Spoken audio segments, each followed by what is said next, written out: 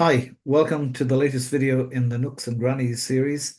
Um, this time I'm going to be talking about Irish gravestone transcripts, how the site handles them and how that's changed recently and what difference it makes. So let's go straight to the site and I'll start talking. Right, here we are at the site. Um, to illustrate what I'm talking about, let's go to the free section. Sorry, the free section is the browse section. The county by county listings. Pick a county, Fermanagh, why not? And choose gravestones. Okay. What we're looking at here is a listing alphabetically by civil parish and then sub-civil parish by location of cemetery of anything that has been transcribed, any gravestones that have been transcribed. Um, this is a change from the way things used to work on the site. Back up to I don't know, last September, about 3 weeks ago, when you searched for gravestone transcripts, you got a complete list of the graveyards. And if there were transcripts, then they were added in. So, in other words, you were looking at a lot of graveyards for which there was no transcript.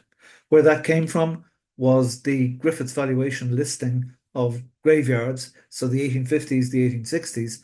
I started off using that as a baseline and then thought I'd add in the transcripts and ended up with all of these, no transcript known, no transcript known, no transcript known. And I thought to myself eventually, that's not very useful to know, is it? A lot of these graveyards are probably gone anyway. So now it's purely if there is a transcript, it's there, it's online. And there's a link, direct link to the transcript. You'll see as well, I mean, for example, St. Mary's Church, Maguire's Bridge. There's Maguire's Bridge as well. Okay, there's Cooneen Parish Church. You get multiple transcripts of the same graveyard. The more the merrier, I say. I'm perfectly sure not a single transcription group has actually got them all. So, look in one if you don't find it, what you're looking for in the other. Um, you can see here there are two of the biggest Irish transcribing groups.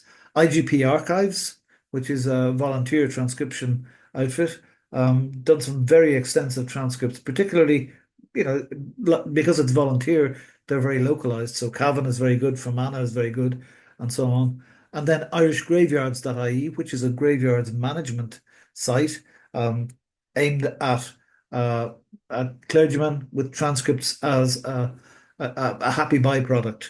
And then there are two other ones in Ireland. There's historicgraveyards.com or historicgraves.com, I beg your pardon.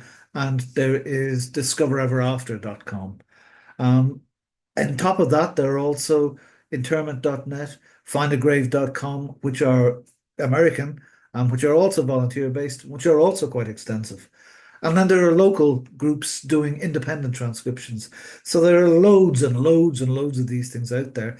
And for some counties, as you can see, for example, if you have an ancestor from Lurcher parish in Fermanagh, this is a serious source.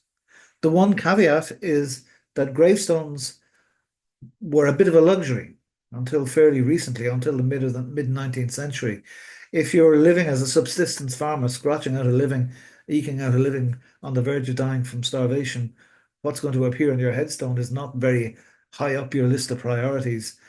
So headstones really only became widespread as the century went on and as people became a bit more prosperous and a bit more settled.